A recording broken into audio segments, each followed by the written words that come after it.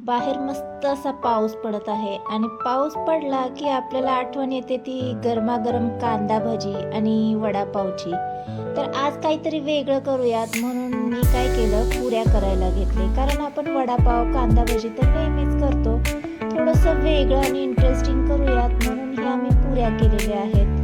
कारण या ज्या पुऱ्या आहेत ना, या एकदा बनवून तुम्ही स्टोर करून ठेवू शकता आणि जेव्हा मधल्या वेळेत तुम्हाला चहा सोबत काहीतरी कुरकुरीत असं खावंसं वाटत असेल तेव्हा लगेच डब्यातून या पुऱ्या काढायच्या आणि चहा सोबत सर्व करायच्या.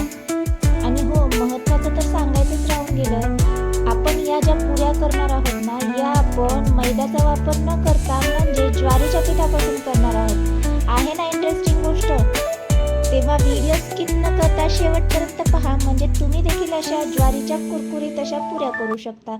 तर करायचे काय, इथे आपल्याला एक घ्यायचं आहे भांडं. तर इथे मी परात घेतलेली आहे आणि यामध्ये आपल्याला 2 वाटी इतकं ज्वारीचं पीठ काढून घ्यायचं आहे.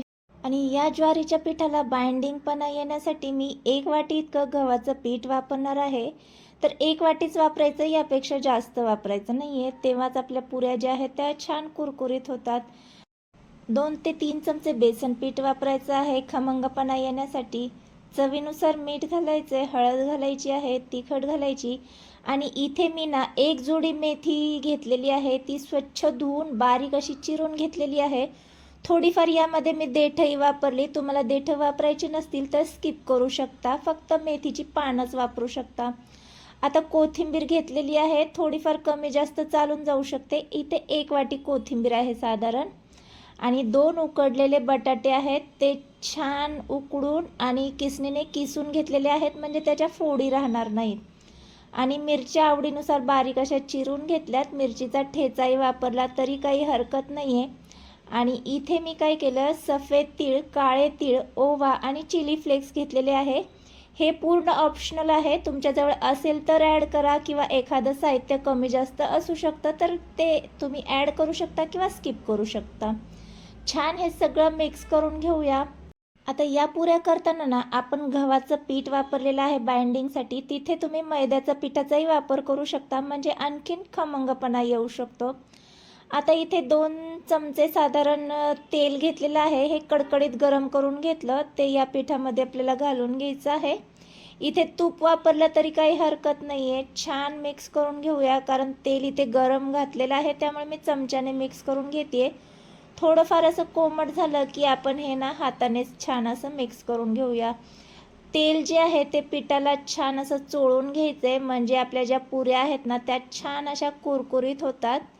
बरं, यामध्ये मी ना बेसन पीठ वापरलेलं आहे. तुम्हाला बेसन पीठ नसेल वापरायचं तर स्किप करू शकता, पण बेसन पीठ वापरल्याने ना खमंगपणा येतो. त्यामुळे असेल तर साधारण 2-3 चमचे घालायला काहीच हरकत नाही आहे. आता छान मिक्स करून झाल्यावर थोडं थोडं जसं लागेल तसं पाणी ॲड करत आपल्याला याचं कणिक मळून घ्यायचं आहे. तर या पद्धतीने अगदी सैलसर नाही, थोडंसं घट्टसरच मळायचं. झाकण लावून साधारण 15 मिनटं हे आपल्याला असंच ठेवून द्यायचं आहे.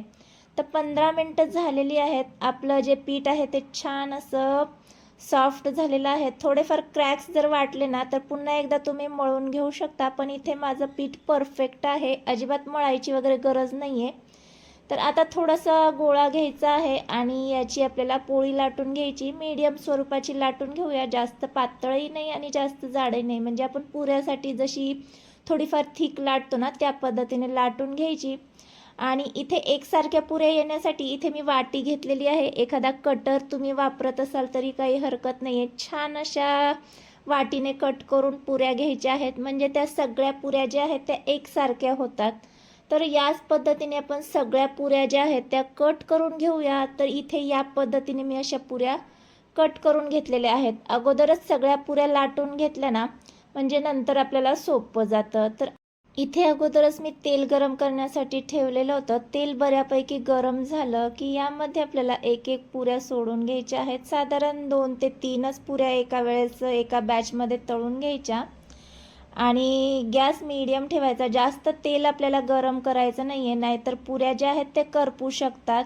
तर इथे पाहू शकता या पद्धतीने कलर आलेला आहे. असा मस्त गोल्डन कलर आला ना तर छान पुरी ती कुरकुरीत लागते. तर इथे पाहू शकता या पद्धतीने मी ना पुऱ्या तळून घेणार आहे. दिसायला खूपच सुंदर दिसत आहेत आणि सगळ्या पुऱ्या इथे आपण याच पद्धतीने तळून घेतलेल्या आहेत. सगळ्या पुऱ्या तळून झाल्या की पूर्णपणे गार करायच्या आणि एअरटाईट कंटेनरमध्ये भरून ठेवायच्या. म्हणजे मधल्या वेळेत तुम्हाला असं चहासोबत काहीतरी खावंसं वाटत असेल तेव्हा या पुऱ्या तुम्ही सर्व करू शकता. या पुऱ्या दिसायला तर सुंदर आहेतच, शिवाय खाण्यासाठीही तितक्याच टेस्टी आहे. मुलं जर शाळेतून आली की त्यांना ऐन वेळेस काय द्यायचं सुचत नसेल तेव्हा ही तुम्ही ज्वारीची पुरी नक्की ट्राय करू शकता. व्हिडिओ आवडला असेल तर व्हिडिओला हाईप करा. चॅनलवर नवीन असाल तर सबस्क्राईब केल्याशिवाय जाऊ नका. बाय.